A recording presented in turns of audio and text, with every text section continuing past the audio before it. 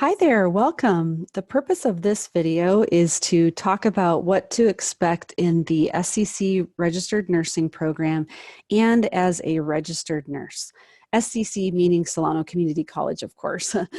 So these series of PowerPoints were created by the counseling and the health science departments, specifically some of the professors in the registered nursing program.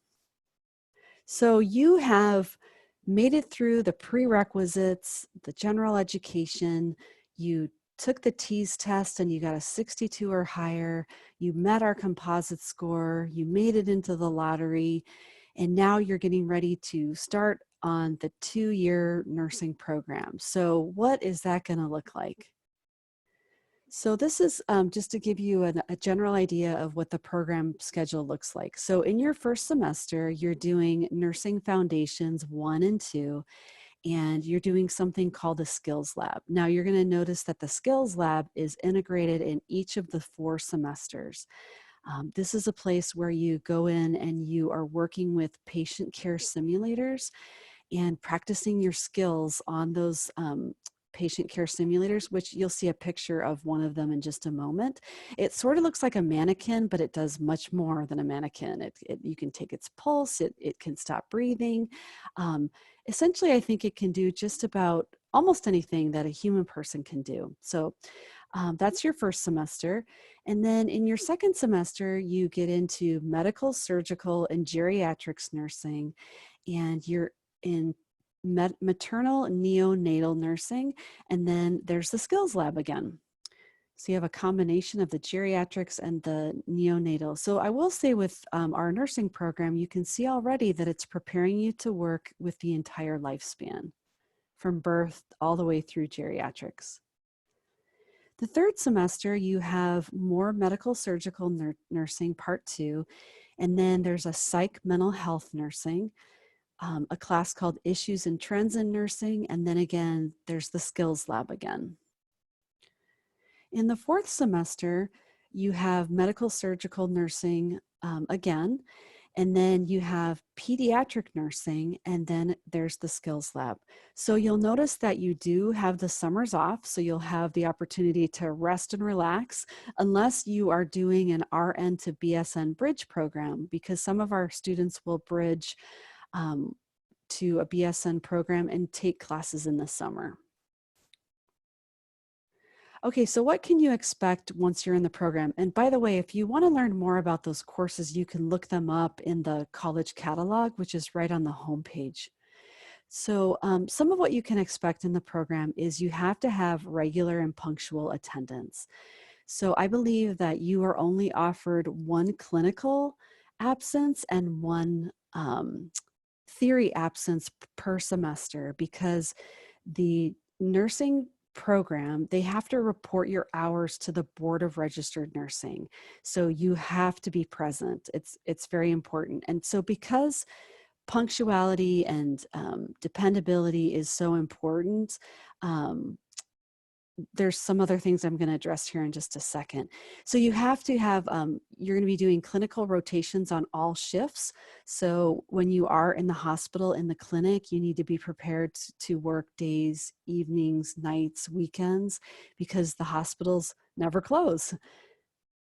You have to have reliable transportation. Again, going back to, you need to be dependable, and having reliable transportation is going to help you to get to class on time. You need to be able to drive on freeways and cross bridges, because they do their clinical rotations, I believe, up in the Sacramento area, of course, in Solano County, and also I believe they go over to the Bay Area. You have to have reliable childcare. So if you have children, how wonderful. We all know that children are unpredictable and they can get sick. And so you want to make sure that you have good childcare and have backup childcare. So to make sure that you're really covered. They recommend that you work less than 20 hours per week. Again, because the program is very rigorous, you are learning a lot of information in a very short amount of time, and you're having to process that information and then go apply it in the skills lab and apply it with your patients. So working less than 20 hours per week. So it requires a lot of study time. They recommend for every class hour, you're going to study 2 to 3 hours outside of class. So the study time, you're looking at 15 to 18 hours per week just for that portion. And then they're saying you want to spend at least 2 hours of preparation before your clinical rotations and at least 2 hours per week after clinical rotations. And then you are spending 3 hours per week in that skills lab. So it does require a lot of time, energy, and concentration. So we've been talking a little bit about the skills lab. So here, this top picture is, and the bottom picture looks like are also taken in the skills lab. So that patient care simulator lying in the bed is the one that you can practice on. You can see it looks like he's taking his pulse or checking his heart rate. She's taking his pulse. And then over, you see there's a little crib. There's little babies as well that are simulators. And then you can see this nursing student is giving an IV to one of the who's a former dean of our program. She still works at the college, but how wonderful that she's volunteering her vein for a student to do an IV. So, of course, it's a very hands-on program. You have to have pretty good dexterity to be a nurse. I haven't mentioned that yet, but you want to be good with your hands. Okay, so what are some of the financial considerations? So the initial cost is substantial. So the books are expensive. That's no surprise to anyone, but you can see all the books here she's got from her nursing program. And of course, now you can get the books, electronically if you prefer. I would say though, as a registered nurse, you're starting your profession, you probably are going to keep these books through your career. I know my mom still has her books, even though she's been retired for a long time. But anyways, so $3,500 for books and supplies. The total cost is $6,500 to $7,000. So they go over the breakdown of all these different costs. You have to do like a background check. You got to get a physical. You got to get your uniforms, all those sorts of things. Um, it does, this is a fraction of the cost that you would pay at like a private school or even a California State University. So pretty good deal for what you're getting. So what are the results of all of your hard work? So you're going to earn an associate's degree in registered nursing, plus in the course of doing all of these courses, the pre-major, the general education, you earn, if you are at Solano Community College, you earn what's called a general science degree, as well as a degree in biomedical science. So both of these degrees, the major portion is chemistry, anatomy, physiology, and microbiology. And usually in counseling, we have you apply for these degrees before you actually even start the nursing program. Because when you apply to other programs, it can be valuable to share that you do have a degree, because some schools actually give you points if you have an associate's degree or higher. You are eligible to apply and take the NCLEX RN exam. This is the national exam to become a nurse. And so Solano has between an 80 to 90% first time pass rate. You can actually go onto the Board of Registered, if you Google Board of Registered Nursing in California, you can see they publish the pass rates of the different colleges that offer nursing. So you can see how those students are performing on the NCLEX exam. You are licensed in California as a registered nurse. And let's say you decide that you want to leave our state, that you want to go live in Hawaii or Alaska, or maybe you want to go to Wisconsin or wherever, somewhere else. You have reciprocity with other states. You do not have to take the NCLEX exam again. Isn't that wonderful?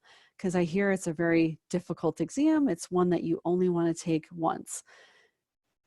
You get excellent starting pay, so approximately $70,000 to $90,000 per year, depending on the facility and the shift that you're working. So nurses can make quite a bit of money in working overtime, but as we've mentioned in some of the other videos, you're going to work really hard to get that pay. So what can you expect as an RN? So this is, of course, just a few things that you can expect. So you're going to work 8 to 12-hour shifts. So you're going to be on your feet a lot. So you want to invest in some really good shoes. um, you're going to work days, evenings, and nights because, as I said in an earlier slide, the hospitals never close. So you're going to have the opportunity to work those different shifts. You're going to work weekends and holidays. And I think as a new graduate, you are the ones typically working the weekends and holidays and the nights, I believe. You're going to work Christmas, you're going to work Thanksgiving, 4th of July, all of those holidays, Hanukkah, because again, hospitals never close. But hopefully, I would imagine you get to make more pay when you're working on those holidays. You provide nursing care to all patients. So that includes passing bedpans, cleaning up messes, dealing with all sorts of bodily fluids. We've talked about that previously. You bathe, touch, and feed patients, and you're there for patients and families in crisis. So I believe the nursing professor put this in the slide because some of the students felt like, okay, you become a registered nurse, you're above all of this. You don't have to, deal with the bodily fluids or clean up the bedpan. That is incorrect. The registered nurse is right in there with the patients providing all of this type of care. So I want to thank you for watching, and hopefully this gave you a little bit more insight into our actual 2-year registered nursing program. We wish you all the best in your journey to become a nursing professional. Thank you.